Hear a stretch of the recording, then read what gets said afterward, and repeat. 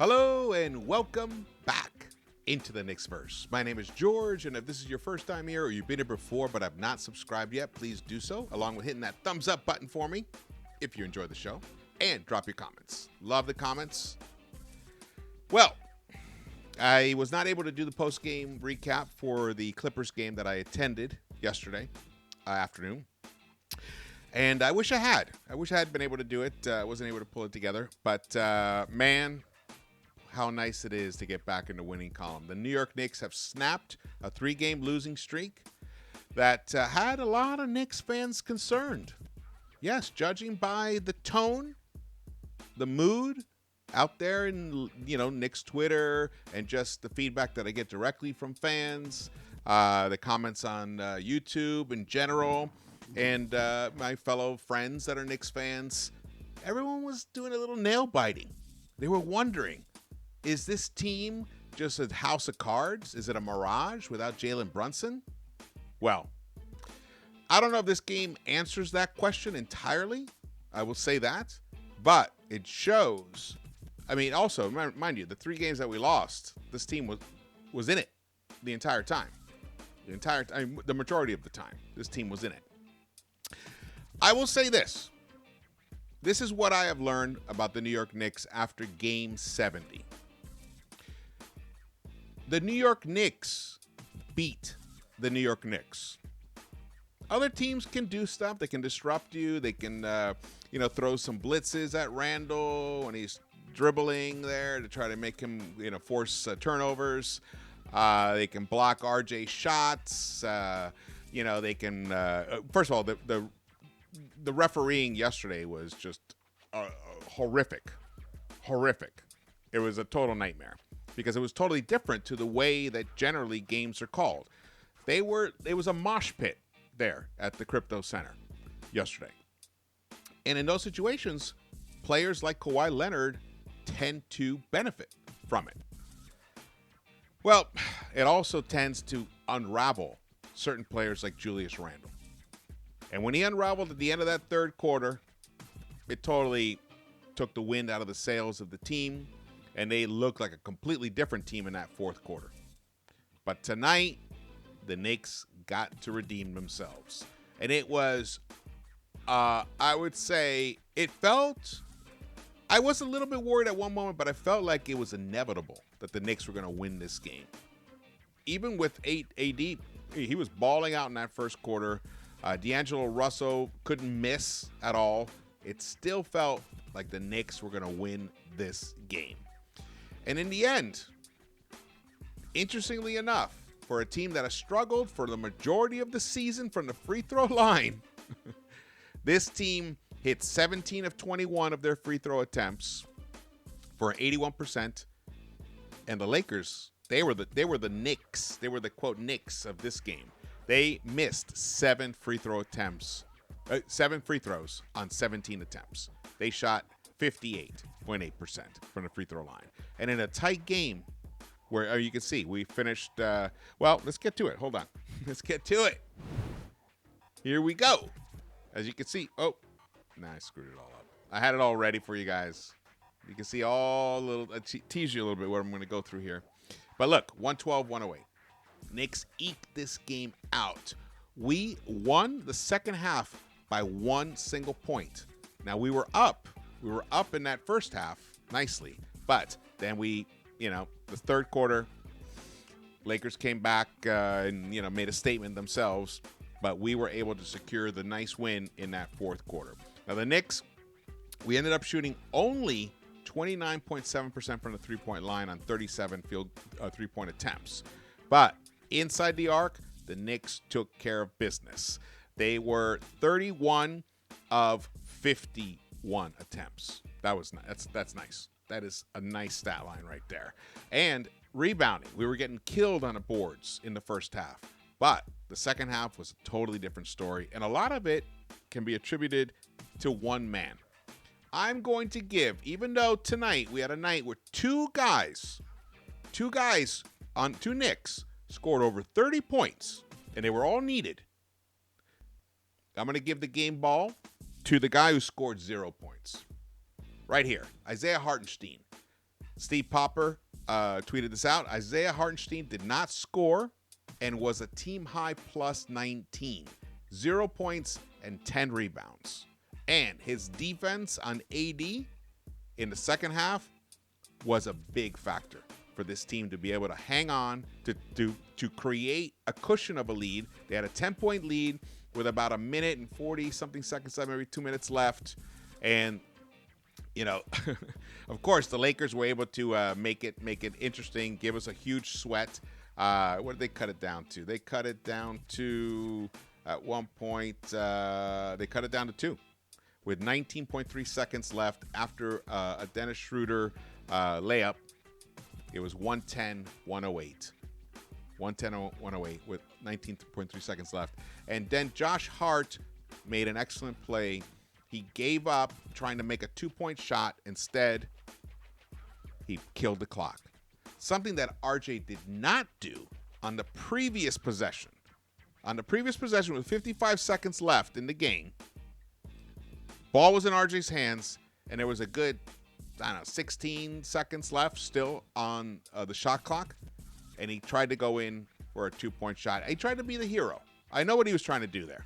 He's like, if I get this bucket, then it's a 2-possession game, and it gives him some cushion. But the problem is the clock is the true enemy. You have to deal with that clock, and you want to burn as many seconds off. That is a moment where you pull it out. You don't take that shot. You try to get a good shot attempt, but you do that with 5 seconds left on the shot clock, not with 15 seconds left. And if you're going to take that shot with 15 seconds left, then you 100% got to sink that bucket, which he didn't. So that's something for you to learn from, RJ. But shout out to RJ. He had a tremendous second half, tremendous fourth quarter. Offensively, from an offensive standpoint, he was the major difference in that fourth quarter. He was the reason that we were able to create a lead because we were getting stops and he was getting makes. And he was doing it in a variety of different ways in the paint. And then he even hit a 3-point shot that was off a broken play. And it was a humongous 3-point shot. And it was great because Randall had cooled off. Randall had a tremendous start to the game, scored 18 points in the first quarter. 18 points in the first quarter. That means he scored just 1 point less than he scored the entire game yesterday against the Clippers. He scored 18 in the first quarter. He finished the first half with 25 points, and then he finished the game with, what did he finish the game with, 33? 33 points. So he scored 8 points in the second half. So not a great second half for Mr. Julius Randle. Mr. Julius Randle, which I have some things to say after I get through this part about Julius, about Randle, and about the team overall. So stay tuned for that. It did require 27 field goal attempts for RJ to make it to 30 points. But a lot of that is because he was just whiffing in that first half. He was very efficient in the second half. I don't have the second half stats here because the NBA.com has not refreshed their box score where they break it down by quarters. They haven't refreshed it yet. But if they do it while I'm recording this, I will. Oh, here we go. Here we go. All right. RJ, he played almost the entire fourth quarter, 11 minutes and 55 seconds. He shot 6 of 12 overall, hit one of his three-point attempts, 2 rebounds, 2 assists, finished with 13 points in that fourth quarter, a +5 for him. Randle, on the other hand, in the 5 minutes and 41 seconds he played in that fourth quarter, was 1 of 2 and just 2 points, no rebounds, no assists. Did commit a turnover, was a -3. And you heard Jeff Van Gundy call Randle out on that broadcast several times. And he wasn't calling him out, whatever, to get, a soundbite somewhere or someone to retweet him or to create a scandal or anything at all. Jeff Van Gundy was calling him out to help him. Randle is not a closer. Now, when he closed against the Celtics, that was fantastic. That's why I wanted to shout that out, from the top of a mountain, because that was awesome. But generally, he does not. He struggles. He doesn't have the handle the dribble, the ball handling to be able to deliver in the fourth quarter if he's put under defensive pressure. If he's double teamed or triple teamed, he doesn't. He often makes mistakes. He often causes turnovers, and it causes frustration for him because it makes him look bad. He's still battling the ego that he had been able to wrestle, control, put into a straitjacket, and stuffed in a closet somewhere, that ego, for the majority of this season. And maybe it's Jalen Brunson. Maybe he's the one who's wrapping him up in the straitjacket and putting that ego in the closet with Julius. Well, somehow that ego got out yesterday, killed that game, and tonight, though, he held it pretty much in check, but it's still an issue for him. It's still a big issue, and I know that teams are going to come after him, especially in the playoffs. It's going to happen, so it's going to be interesting how this thing progresses. Just a little news on Brunson. He had an MRI. It was negative. It's just a bruise on his foot. If that is the facts, bruises heal. They just need time, and he'll be fine. So let's hope that he probably won't play the Portland game, and I don't want him to either. I don't want him to. There's only 12 games remaining in this season, okay? And the important ones are the ones that begin after this season.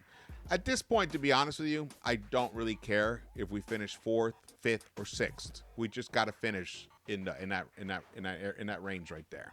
I don't care if we play the Sixers or the Cavs. I really don't care. It's going to be a tough first-round battle for the Knicks regardless.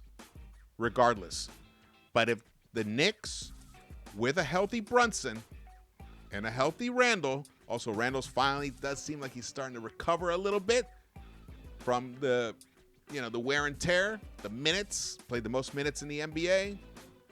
That double overtime against Boston was brutal. I know a lot of you guys like to mock that idea, but you guys are wrong. I hate to tell you, you're flat out wrong. It does matter. Minutes matter. Minutes matter. They wear you down, and I'll explain why specifically. It's on the edges. It's on the margins. Make this pass or not make this pass. Attempt this drive or not attempt that drive. It impacts decision making because your body, you're making decisions based upon what your body normally does. But when you're tired, the mind still thinks the body can do that move, but the body just can't. And then the mind tries to adjust. And, often it doesn't go the right way. So, but these are professional athletes. They're in perfect conditioning. It just takes a little time to recover because also bodies have a rhythm to themselves. You heard about Fournier discussing about his pregame preps when he's not going to play or when he knows he's going to play. It's different. Well, I do feel like Randall, even though today it was a back-to-back, but yesterday was an early game. Today was a later game. Here it was 6 p.m. in LA when it started. It was enough. But you saw in the second half, he wasn't quite the same guy as he was in the first half. But the beauty is he's got very young guys surrounding him. A 22-year-old like RJ, he can bounce back quickly. He can bounce back, even though he has suffered fatigue because he played the most minutes against Boston. But he's bounced back. Josh Hart, been phenomenal. Deuce, we saw some Deuce McBride in this game, and he was a major difference. In fact, the game balls, I gave out halftime game balls to Randall, Quickly, and Deuce. They were tremendous. With a shout out to Obi, who had another good game. Obi had an excellent game yesterday. I mean, Thibs should have just left them in the game yesterday longer and let Randall rest more, especially in that fourth quarter. But Isaiah Hartenstein, man, tremendous game for him. Tremendous game. But Deuce McBride as well. All right, let me keep going here. Let's get to. All right, so this was sent to me by Jumper is Wet on Twitter, fellow Knicks fan here, and this is a Lakers fan who tweeted this out. What an embarrassing and disgusting loss, Lakers. I'm not expecting you to win playoff series without LeBron like the Warriors have without Steph, but you can't even beat the Knicks at home without Jalen Brunson. Fuck you. Season is over. Another huge missed opportunity. Hey, so they get passionate too. In fact, Lakers have a robust social media fan base. They're out there. So that's their frustration. The thing is, Barry, the Knicks are a better team than the Lakers, even without Jalen Brunson. You can come at me all you want, but that is a statistical fact. Statistical fact. And I saw it with my own eyes. I saw a team yesterday play against a better team than you. The Clippers are a better team than the Lakers. Doesn't matter what the stats say. That's what the eyes say. Clippers are going to be dangerous in the playoffs if they stay healthy. But Lakers without LeBron, they're not as good as the Knicks without Brunson, and tonight proved it.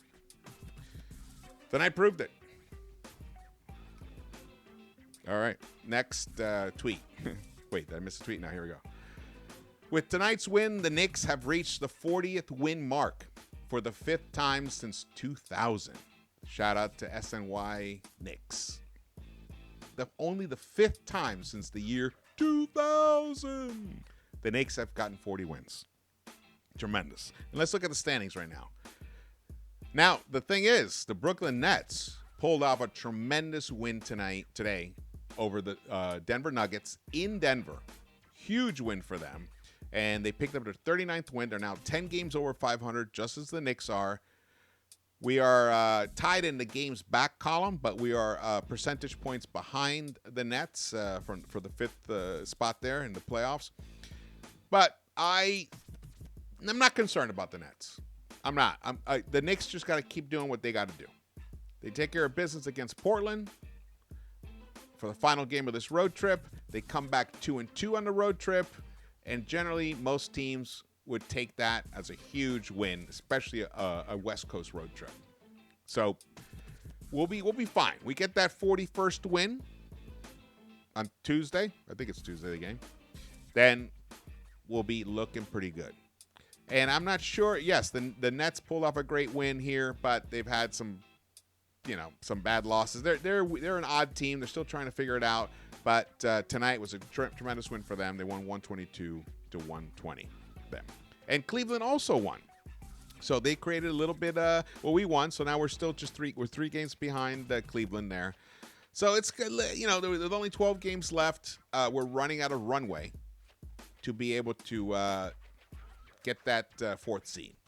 But the 5th seed is very much there for us. We can get that. Be a totally different story. We would play Cleveland in the first round. That is the difference between 5th and 6th. We stay at 6th. We play the Sixers. We stay if things stay as they are. If we get the 5th seed, then we play Cleveland.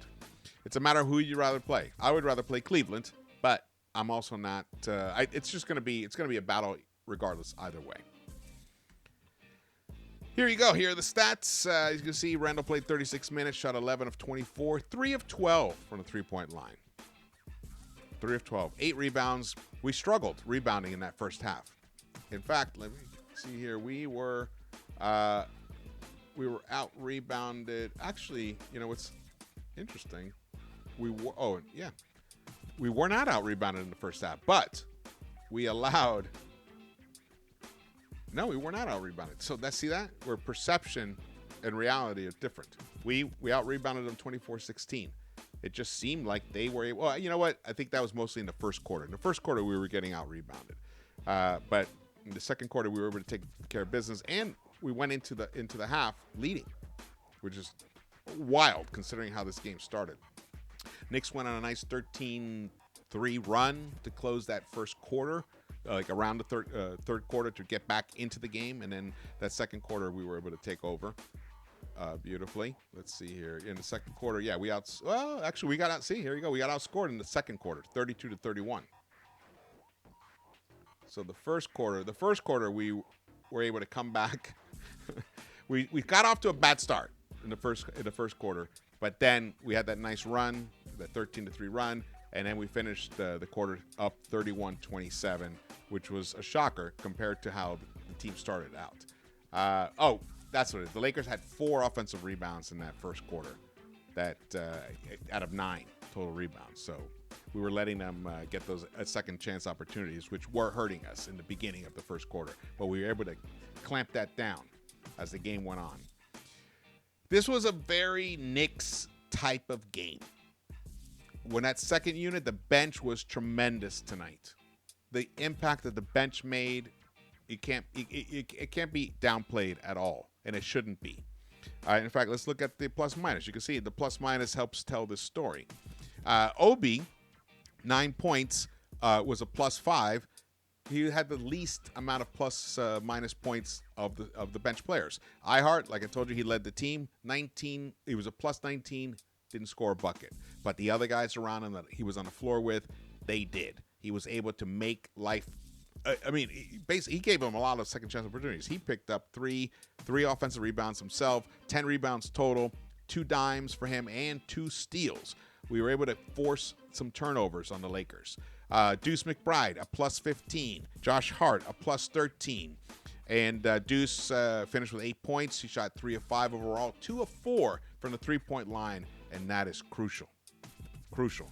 If you were watching the ESPN broadcast, you'd hear Jeff Van Gundy talk about Deuce McBride, saying if he could just start giving you some offensive production and he got 25 minutes on the court, he would be an all-NBA defensive player. All-defensive NBA player. He would be. And I'm totally on board with that. Josh Hart, 32 minutes. He played. I thought he was excellent as well. Though, D'Angelo Russell was hurting us in that first half tremendously. The perimeter defense was suspect there.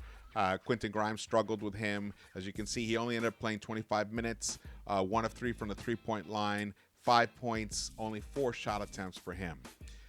Quentin Grimes, as your starting shooting guard, if he plays 25 minutes, has to get more shot attempts. It's just, he has to. You got to put up more shot attempts. That's your job. Your job is to make buckets, and defend. That's your job. Your handling defending part, you did struggle in that first quarter, but you were able to recover. But look what Tom Thibodeau did. He ended up closing. Well, he did put Grimes at the very, very end, but the majority of that fourth quarter, Grimes was not there during the key stretch. It was RJ, Ihart, Hart, Randall, and Quickly. Those were the 5 that basically closed this game. And speaking of Emmanuel Quickly, he had a great first half. Excellent first half for him. I thought he was a big difference maker. He shot 5 of 9 overall in that first half. Hit his 1 3-point attempt. Hit both his free throws. He got 2 assists. He even got a steal. He finished with 13 points in that first half. And so for the rest of the game, he only gave us 2 more points the rest of the game. So he did struggle in that second half. He was 1 of 3 in that second half. Yeah, 1 of 3 in the second half. But he gave us 2 more rebounds and another assist and did he get a steal? No, he did not get a steal. Isaiah Hartenstein. I told you the 2 steals for him. I really liked Isaiah Hartenstein's game tonight. I was very, very impressed. Deuce McBride had 3 steals in like the first few minutes that he played. That's tremendous. That's tremendous. We were able to take the Lakers out of what was working for them. And what I like is the Knicks then adjusted. They said, oh, you want Troy Brown to take jump shots? Okay. Okay. We'll let that happen. Cool. And he did. And he didn't make a bucket. He was 0 for 8. Great strategy readjustment there. But D'Angelo Russell really did hurt us. Here, let's get to here's that. Look, 13 of 19 for him. 6 of 11 overall. Man, that he was killing us. He was their high scorer, 33 points. He tied Randall for the most points scored. But Anthony Davis, this is why Isaiah Hartenstein, he gets the game ball. Because and Mitch did did a decent job as well, but he wasn't as disruptive enough on AD as Isaiah Hartenstein was. With Isaiah Hartenstein out there in the second half, Anthony Davis was only 2 of 7 in 19 minutes, and he missed 3 free throw attempts of the 4 that he took. He did get 11 rebounds in that second half, but only gave you 5 points. D'Angelo Russell, even though I guess 4 of 9 overall, 2 of 6, so he did end up struggling in that second half. In those 18 and a half minutes he played, he was only 4 of 9, 2 of 6 from the 3-point line. But he did finish with 10 points, 3 assists right there. The most impactful player for the Lakers in the second half was Rui Hachimura, Austin Reeves, and Dennis Schroeder. Dennis Schroeder gave the Lakers a nice second half, and he was pivotal in closing this gap. When the Knicks were up 10, they cut it down to just a 4-point lead, and then they cut it down to a 2-point lead, and Dennis Schroeder was a major factor in that. Nice pickup for him. The Lakers are a better team than they were post the trade deadline, but without LeBron, they're not as good a team as the Knicks.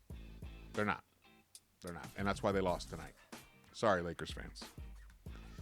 All right, so you can see here the team stats. Knicks shot 47.7% overall and 88 field goal attempts, and the Lakers were a little bit better. They had one more attempt, and they made it, so they finished with a 48.3%. But the three-point line was not the place for them tonight. Both teams struggled. Lakers shot 1 of 3 overall in general, 33.3%, 12 of 36 three-point attempts, and we had one more three-point attempt, but it made one less. So we were 11 of 37 for just shy of 30% from the three-point line. But tonight, like we said, like I started out this broadcast talking about the free throws, Knicks came through right there. Rebounds, we were able to win that battle, 46-37. Assists, we lost that battle, but turnovers were pretty much even, but the Knicks got an additional 8 points off the turnovers than the Lakers did. That was huge, and that probably was the ultimate difference in this game. Lakers beat us on fast break points, 25-21, but we were able to then end up winning that battle in the paint, 56-50. This was a nice win. We needed this win. The Knicks now are going to Portland. Let me just confirm that is Tuesday. Yes, it is Tuesday. It's a late game for you guys. Late game for me too. I live on the East Coast clock. For me, by like 8:30, I'm kind of tired. When I finish these recaps, I'm tired. So I feel for you guys staying up late, but that should be a really interesting game. The Knicks, we made that trade. Cam Reddish starts for them. Josh Hart comes off the bench for us. Tremendous impact he's had. We won 9 straight after that trade with him. Now we're 10-13 overall since Josh Hart has been a Knick. And can't say the same for Portland. Even though Cam has put up some decent numbers, Portland has not been doing well since that trade with Cam on that squad right now. Not that it's his fault. Not that it's his fault, but it's going to be interesting. It's going to be an interesting game. I'm expecting a win. I am 100% expecting a win. I feel like finally getting this, getting past the Kings and the Sacramento and the LA teams, getting past through all of that. I think they're going to feel a little liberated, and they're going to go to Portland, and they're going to take care of business there, because I also think Josh Hart wants to deliver some pain to his former teammates. I'm sure Cam does too, but even if Cam scores a lot, Knicks can still win the game. All right, let's fingers crossed on that. Let's hope that that's what happens, and that the New York Knicks deliver another win on Tuesday, so then they will be 41-30. Ooh, and then it will tie their win mark from 2 seasons ago. Fingers crossed. All right, thank you so much for watching this. Again, my name is George. Please subscribe, hit the thumbs up button, and I will see you around the Knicks-Verse.